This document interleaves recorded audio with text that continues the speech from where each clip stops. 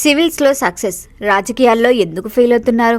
ఇదే ప్రశ్న ఇప్పుడు మాజీ సివిల్ సర్వీస్ అధికారుల రాజకీయ ప్రయాణాన్ని చూస్తే ముందుకొస్తోంది. సిబిఐ మాజీ జేడీగా దేశవ్యాప్తంగా గుర్తింపు పొందిన వివి లక్ష్మీనారాయణ రాజకీయాలపై ఆసక్తితో స్వచ్ఛంద విరమణ తీసుకొని ప్రజా జీవితంలో అడుగుపెట్టారు.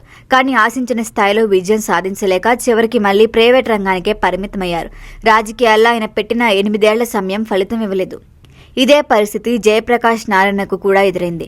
లోక్ సత్తా పార్టీ ద్వారా వ్యవస్థను మార్చాలని ప్రయత్నించిన ఆయన ఒకసారి ఎమ్మెల్యేగా గెలిచినా పార్టీని పెద్ద రాజకీయ శక్తిగా మార్చలేకపోయారు.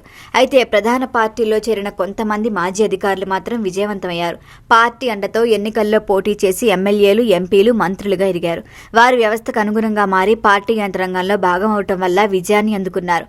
కానీ సొంతంగా పార్టీలు పెట్టి వ్యవస్థనే మార్చాలని వచ్చిన వారు మాత్రం కష్టాలను ఎదుర్కొంటున్నారు. సిద్ధాంతాలకు ఎక్కువ ప్రాధాన్యం ఇచ్చి రాజకీయాల్లో అవసరమైన మేనేజ్మెంట్, మాస్ కనెక్ట్ పై తక్కువ దృష్టి పెట్టడం వారికి ప్రతికూలమైంది. నిజానికి అడ్మినిస్ట్రేషన్ మరియు పాలిటిక్స్ మధ్య భారీ తేడానే ఉంది. అధికారులుగా ఉన్నప్పుడు ఆదేశాలను అమలు చేయటం వారి పని. కానీ రాజకీయాల్లో ప్రజలను ఆకట్టుకోవటం, వారి భావోద్వేగాలను అర్థం చేసుకోవటం, కేడర్ను నిర్మించడం చాలా ముఖ్యం. సోషల్ మీడియాలో చదువుకున్న వర్గాల్లో మాజీ అధికారులకు మంచి ఆదరణ కనిపించినా గ్రామీణ ఓటర్లు, కుల సమీకరణాలు, సంక్షేమ రాజకీయాల ముందు ఆ హైప్ నిలబడలేకపోతోంది. జీరో బడ్జెట్ రాజకీయాలు వంటి ప్రయోగాలు ఆదర్శంగా కనిపించినా అవి ఓట్లుగా మారలేదు. ప్రజలకు ఏది మంచిదో చెప్పటం మాత్రమే కాదు, వారికి కావాల్సిందేమిటో అర్థం చేసుకోవటం కూడా రాజకీయాల్లో కీలకం.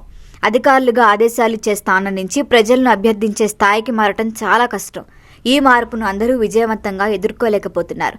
ఫలితంగా ఎంతో ప్రతిభ ఉన్నప్పటికీ కొంతమంది మాజీ అధికారులు రాజకీయాల్లో నిలదొక్కుకోలేక మళ్లీ ఉద్యోగాలు లేదా ఇతర బాధ్యతల వైపే వెళ్లాల్సి వస్తోంది.